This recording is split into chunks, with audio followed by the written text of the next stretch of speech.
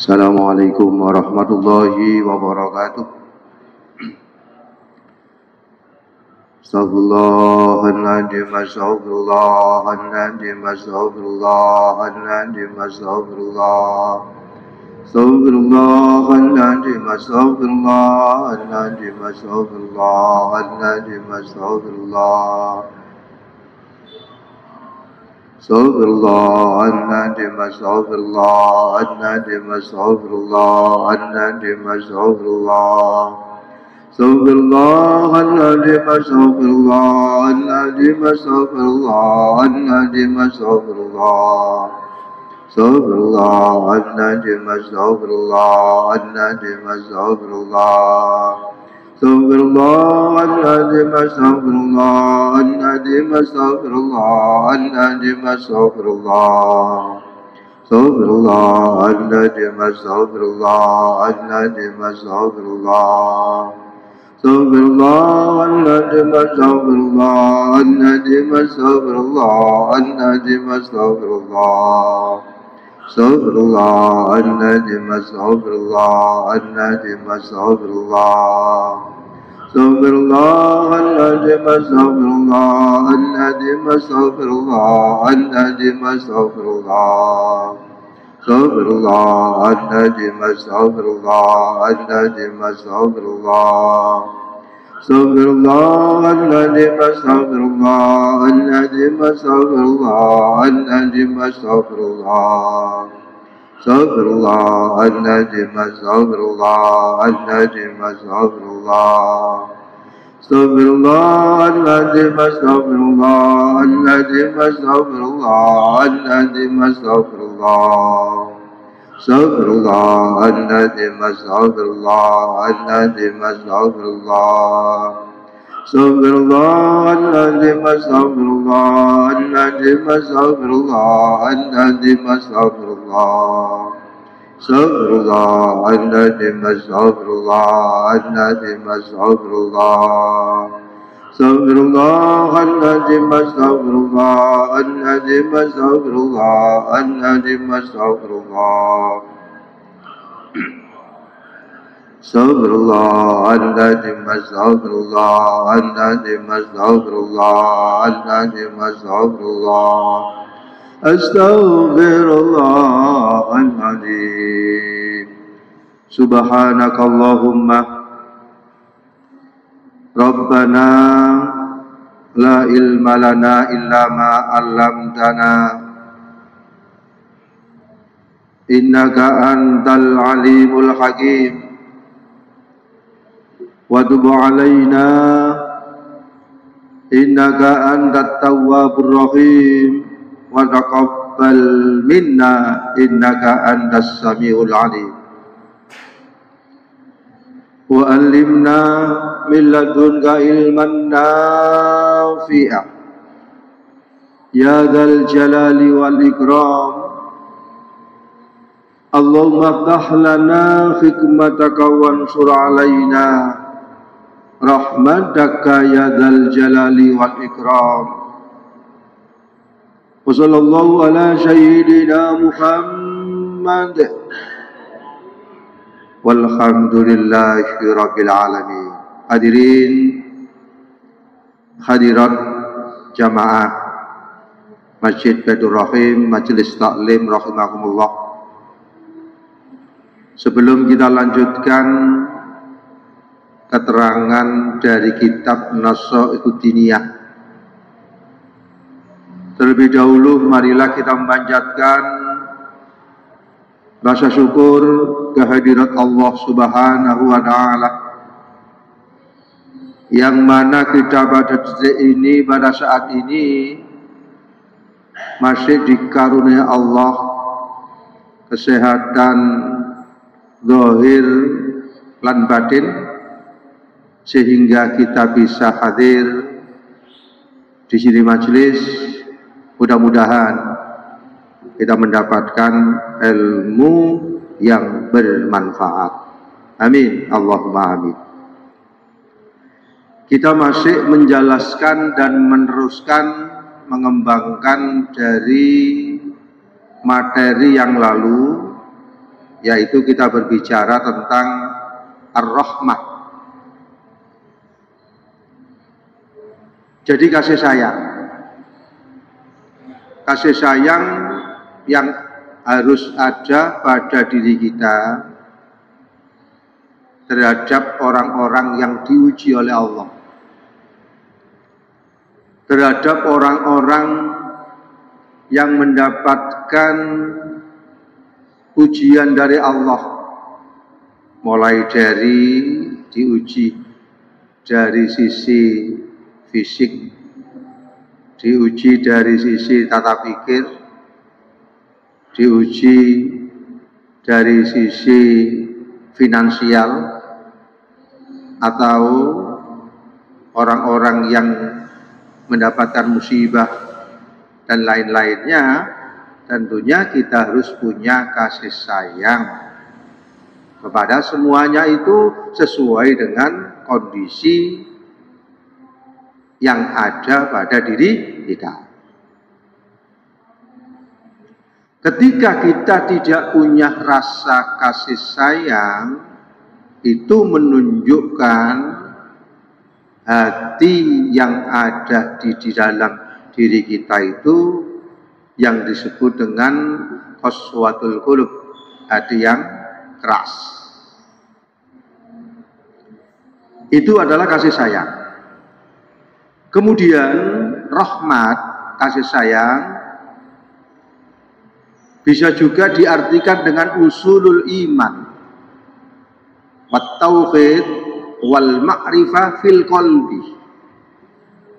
Jadi kasih sayang Allah kepada hambanya itu yang ada kaitannya dengan usulul iman. Ada nilai-nilai keimanan yang ada di dalam hati kita. Iman itu secara bahasa napa Pak Amirin? Percaya. Iman secara bahasa yaitu percaya. Percaya itu di mana? Di hati. Kemudian iman kalau kita artikan secara istilah, diucapkan secara lisan, kemudian diyakini di dalam hati dan dibuktikan dengan perbuatan. Nilai-nilai keimanan yang ada di dalam diri seseorang itu rahmat dari Allah. Kalau tidak rahmat dari Allah nggak bisa. Karena nilai-nilai keimanan itu sudah diberikan oleh Allah sejak pada waktu zaman Rum, yang disebut dengan mautinul katsib. Ketika Allah bertanya kepada seseorang, alastu bi rabbikum. Ketika di zaman Ruh, bukankah aku ini sebagai Tuhanmu? Ketika Ruh, seluruh Ruh, mulai dari umatnya Nabi Adam sampai Nabi Muhammad sampai terakhir, menjawab qalu bala syahidna. Mereka menjawab, inggih, saya mempercayai eksistensi Engkau ya Allah. Saya mau tunduk, saya mau patuh. Itu ketika di zaman Ruh itu sudah ditanamkan nilai-nilai keyakinan. Makanya di sini dikatakan keyakinan itu termasuk usulul iman wat tauhid wal ma'rifah fil qalbi. Nilai-nilai keyakinan itu merupakan rahmat dari Allah. Makanya ada yang namanya nurul Islam, ada yang namanya nurul iman, ada yang namanya nurul ihsan, cahaya keislaman, cahaya keimanan, dan cahaya ihsan. Apa Pak Amirin? Nurul Islam itu apa? Contohnya? Lupa? Yakin? Ya. Oke. Nurul Islam, cahaya Islam, tanda-tandanya nur Islam yang ada di dalam hati seseorang. Tanda-tandanya merasa nikmat ketika melakukan ibadah-ibadah zahir. Pahamirin sholat, merasa nikmat. Diajak istighosa, nikmat. Diajak membaca Al-Quran, nikmat. Baca sholawat, nikmat. Melakukan amal ma'ruf nahi mungkar, nikmat. Nah, itu indikator ciri nur Islam sudah bersinar di dalam hati seseorang. Ya toh, kita introspeksi pada diri kita masing-masing. Atau kalau sudah menjalankan sholat itu nikmat apa tidak? Nikmat. Diajak istighosa subuh, nikmat apa tidak? Nikmat, sampai ngantuk-ngantuk ya. Nah, nikmat. Jadi indikator tanda ciri-ciri nur cahaya Islam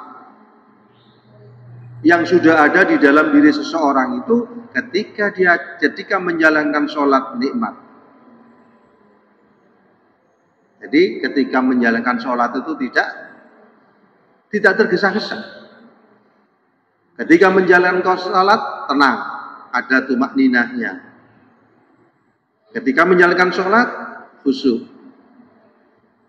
Dan di situ ada nikmatnya, ruku, sujud, i'tidal, mulai dari takbir sampai salam, bisa komunikasi menghadap kepada Allah. Itu ciri indikator nur Islam yang ada di dalam diri seseorang itu sudah bersinar. Cirinya apa? Menjalankan sholat nikmat, diajak istighosa nikmat, baca sholawat nikmat, baca Al-Quran nikmat, dan lain sebagainya, dan lain sebagainya. Akan tetapi sebaliknya, ketika menjalankan sholat tergesa-gesa dan tidak ada connecting, tidak ada nikmat, diajak istighosa, ya toh, tidak ada kenikmatannya, diajak membaca sholawat biasa, membaca Al-Quran biasa, itu nur cahaya Islam yang ada di dalam hati seseorang itu sudah terkontaminasi. Cahaya Islam yang ada di dalam hati manusia redup. Kenapa kok redup? Karena kok cahayanya tidak nampak? Karena kemaksiatan yang dilakukan oleh manusia.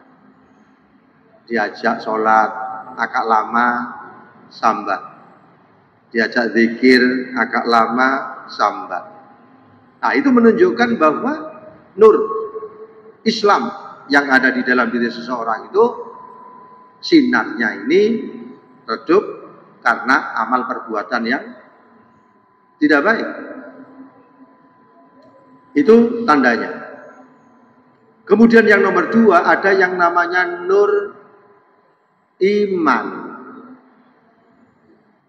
Nur iman, cahaya iman yang sudah bersinar di dalam hati manusia, indikatornya, tandanya apa?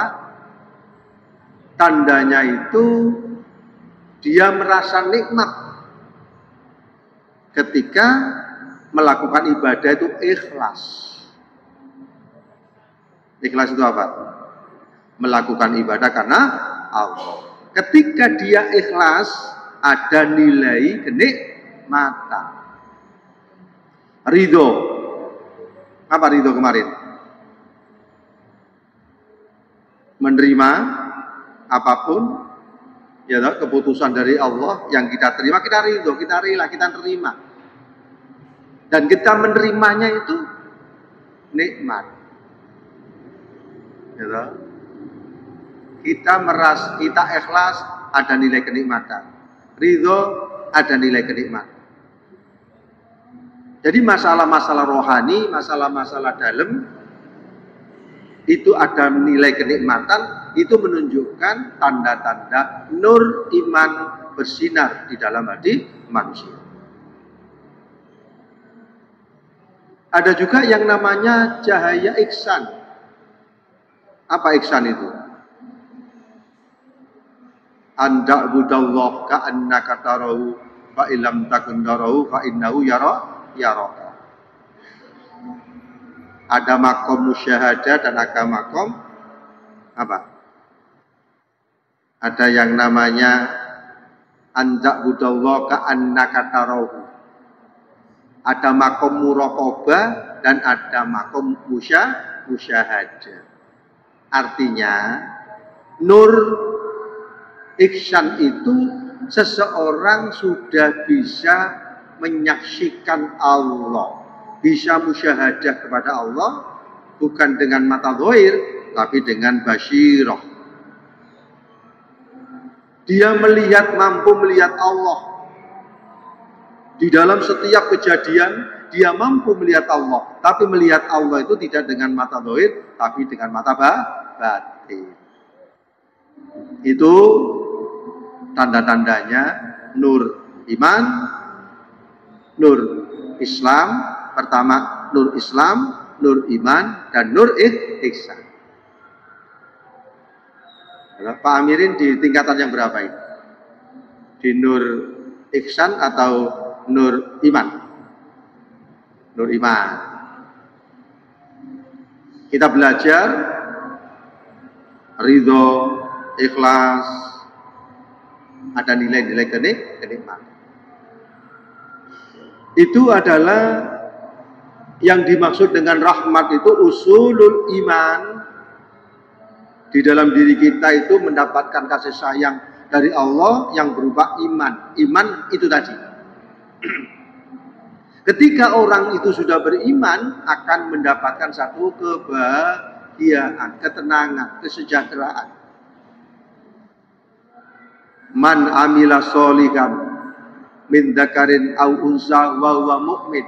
Man amila, barang siapa yang beribadah, barang siapa yang beramal. Man amila sholihan, amal soleh, min dzakarin aw unsa, dari seorang laki-laki dan perempuan, wa huwa mu'min. Ketika dia melakukan amal tadi didasari dengan iman. Kita sholat dasarnya iman. Kita bersedekah dasarnya iman. Kita berjuang dasarnya iman. Kita menuntut ilmu dasarnya iman. Melakukan apa saja, amal, ibadah, zahir dan batin, kalau didasari dengan iman, walanuhyiyannahu hayatan thayyibah, maka diberi apa? Kehidupan yang bahagia. Hayatan thayyibah, walanajziyannahum ajrahum bi ahsani ma kanu ya'malun, dan akan mendapatkan pahala lebih baik dari apa yang dilakukan itu. Itu rahmat kasih sayang Allah yang berupa iman. Kemudian rahmat Allah yang berupa tauhid. Apa tauhid itu? Mengesahkan Allah. Kemudian rahmat Allah yang berupa ma'rifat. Apa ma'rifat itu? Apa mirip? Ma'rifat itu mengenal Allah. Ada yang makrifat ammah, ada yang makrifat khossah. Apa bedanya makrifat ammah dengan makrifat khossah? Makrifat ammah itu mengenal Allah dengan mengerti aqaid 50. Aqaid 50 apa amirin? Sifat wajib bagi Allah 20. Sifat mustahil bagi Allah 20. Jaiz bagi Allah 1. Sifat wajib bagi Rasul 4. Mustahil 4, jaiz 1. Berarti jumlahnya 50. Didukung dengan dalil akli dan dalil nakli. Kemudian makrifat kepada Allah dengan yang nomor 2 dengan jalan makrifat khosoh, terbukanya mata batin, terbukanya basyirah yang ada di dalam diri seseorang itu dengan masalah-masalah yang gaib, masalah-masalah yang tidak nampak. Ada yang makrifat amma, ada yang makrifat khosoh. Ada orang yang mengenal Allah itu mengevaluasi terhadap dirinya sendiri. Manusia itu terdiri dari apa Pak Amir? Jasmani dan rohani. Jasmani ada 4 unsur. Ya toh? Apa? Api, tanah, air, dan udara. Itu juga Nur Muhammad. Kemudian yang berikutnya ruh. Ruh adalah wa yunfaqu fi min ruh. Allah meniupkan terhadap jasad yang ada di dalam diri manusia. Nah, ketika kita mengenal itu, ya toh, man arafa nafsahu faqad arafa rabbahu. Siapa yang mengenal dirinya itu terdiri dari jasmani dan terdiri dari rohani. Siapa yang mengenal itu faqad arafa rabbahu, maka dia mengenal Allah. Jadi rahmat kasih sayang Allah yang pertama yang berupa usulul iman, nilai keimanan yang ada di dalam hati manusia, kemudian wat tauhid, keesaan Allah, kemudian wal ma'rifat, mengenal Allah bil qalbi, di dalam hati. Itu rahmat namanya. Makanya di dalam Al-Quran kita akan berdoa. Apa doanya Pak Amirin? Rabbana la tuzigh qulubana ba'da idh hadaitana wa hab lana min ladunka rahmah innaka antal wahhab. Ya Tuhan, ya Allah, ya Allah, jangan Engkau condongkan hati kami kepada kesesatan setelah Engkau memberikan hidayah. Karuniakanlah kepada kami rahmat dari Engkau. Sesungguhnya Engkau Maha Pemberi. Ini rahmat. Jadi rahmat itu macam-macam. Yang pertama tadi dikatakan usulul iman wat tauhid wal ma'rifah bil qalbi.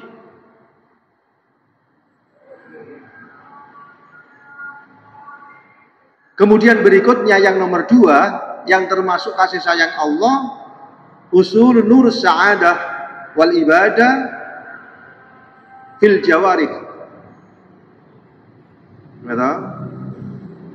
Kebahagiaan. Kemudian ibadah, mampu melakukan apa? Ibadah secara zahir. Itu juga merupakan rahmat dari Allah, kasih sayang dari Allah. Misalnya kita bisa datang ke masjid ini, rahmat dari Allah. Tanpa rahmat dari Allah, kita tidak bisa datang ke sini.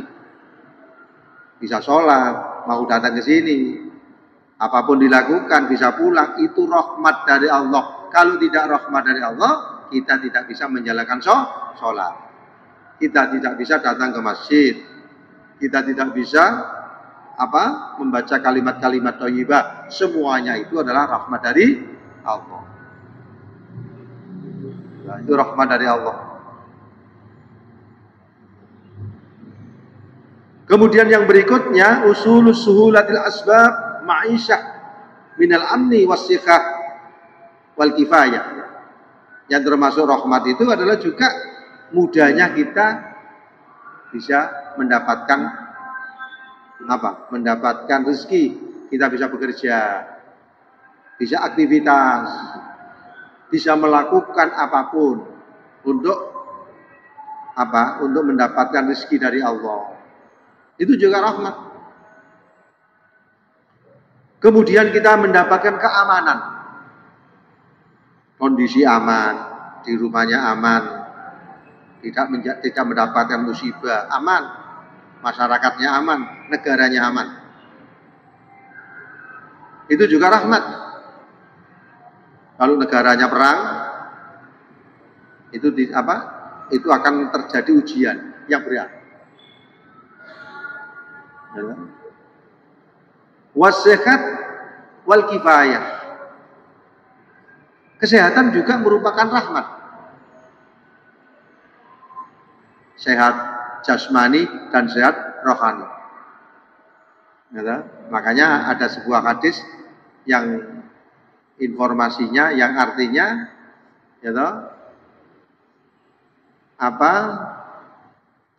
dua nikmatani maghbunun fihi makatsirun minan nas, as-siha wal farah.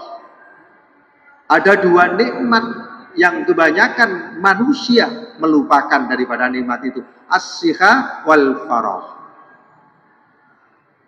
Nikmatani maghbunun fihi makatsirun minan nas, as-siha wal farah. Jika sehat, kesehatannya tidak untuk manfaat. Kesehatannya tidak untuk ibadah. Kesehatannya tidak untuk kebaikan. Maka kesehatan ini nanti akan ditanya oleh Allah. Dikasih sehat, kok tidak mau digunakan yang baik. Diajak jamaah kok gak mau. Diajak membaca Al-Quran kok tidak mau. Kesehatannya untuk apa? Ditanya. As-siha wal farah. Farah adalah waktu yang kosong. Waktu yang kosong, apakah dimanfaatkan untuk kebaikan atau sebaiknya? Itu termasuk rahmat dari Allah. Hadirin jamaah yang dimuliakan Allah. Tadi penjelasan tentang rahmat yang kita kembangkan untuk menjelaskan tentang kasih sayang dari Allah. Untuk itu supaya ada nggak ngantuk jenengan, coba Pak Amirin tanya dulu, silakan, supaya nggak ngantuk. Atau Pak itu sih, ini sih, Cak Wan ini dulu dari Rukut Kidul ini, silakan, Pak Cawan, tanya.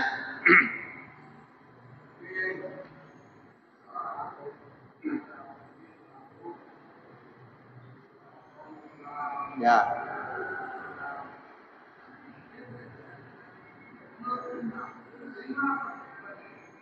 Jadi syaratnya orang yang sodako, syaratnya orang yang beramal, itu harus punya ilmu. Ilmunya apa? Ikhlas. Apa yang dilakukan itu karena Allah. Makanya di dalam kitab Hikam ada yang namanya ubad, ada yang namanya murid, ada yang namanya ma'rifat. Apa yang kita lakukan itu karena Allah, bukan karena siapa-siapa. Jadi ikhlas yang murni itu wa ma umiru illa liya'budullah mukhlisi nalaudi. Hanya untuk Allah.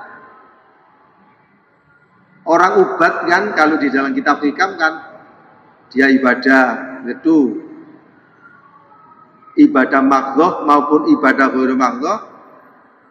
Kenapa? Karena ingin masuk surga, terhindar dari api neraka. Itu tingkatan ubat. Ya toh? Boleh tapi kudu ditingkatkan. Ada tingkatnya yang murid. Apa murid itu? Ibadah kepada Allah optimal.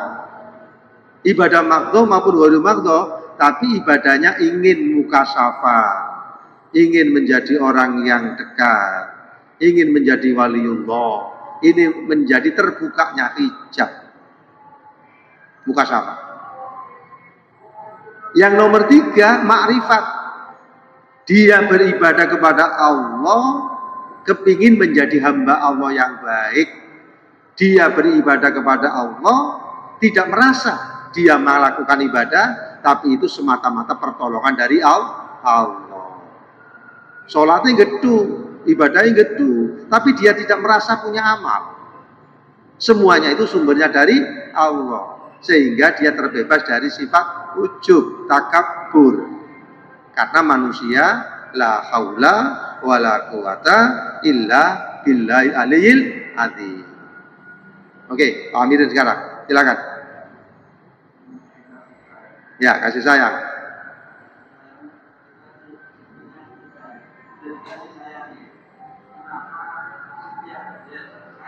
Ya.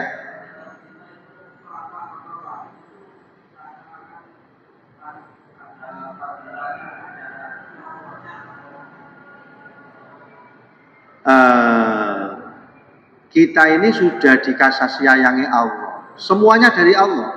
Tenaga dari Allah, pikiran dari Allah, melihat dari Allah, tenaga dari Allah. Kita bakok sifat nafsi, sifat maknawiyah itu. Ma'ani. Kita dari Allah semua. Kenapa ketika kita itu sudah melakukan kok minta apa? Minta apa tadi? Minta pahala dari Allah. Padahal itu dari Allah semua. Berarti kita harus mengevaluasi bahwa semuanya itu dari Allah, sehingga ketika kita semuanya dari Allah, justru kita bersyukur kepada Allah bahwa ini adalah pertolongan dari Allah. Artinya apa? Artinya kita tidak merasa punya apa-apa. Tenaga dari Allah, ya toh? Semuanya mulai dari ujung kaki, dari ujung rambut dari Allah semua. Sehingga kita berupaya mengabdi. Mengabdi itu bagaimana? Mengabdi itu tidak kepingin ini, tapi menjadi hamba yang baik. Apa yang dilakukan itu dia tidak merasa punya amal, dia tidak merasa punya ilmu, dia tidak merasa punya kedudukan, semuanya itu dari Allah. Belajar bagaimana? La haula wala quwata illa billahi aliyil azim. Itu tidak bisa menghindar dari sebuah kemaksiatan, tidak bisa melakukan satu kebaikan kalau tidak pertolongan dari Allah. Gak boleh, karena kita sudah dikasih hidup ini, sudah diberi apapun, semuanya itu dari sana. Gitu. Semuanya dari sana. Kita hidup tidak minta, kita dikasih hidup. Gitu. Dan setelah kita dikasih hidup, dijamin apapun sudah ada. Yang penting kita merasa apa yang kita lakukan itu bukan dari sumber dari kita, tapi itu sumbernya dari rahmat dari Allah. Hambaan dari Allah, bisa melihat dari Allah, mendengar dari Allah, duduk dari Allah, berdiri dari Allah, sehingga berterima kasih kepada Allah. Berlatih setiap detik, setiap saat, bahwa semuanya itu dari Allah. Oke, sebelahnya. Halo, silakan. Apa yang ada unek-unek dalam hatinya, silakan. Gak apa-apa, monggo. Apa yang perlu menjadi problem di dalam hatinya itu apa? Silakan, tanyakan.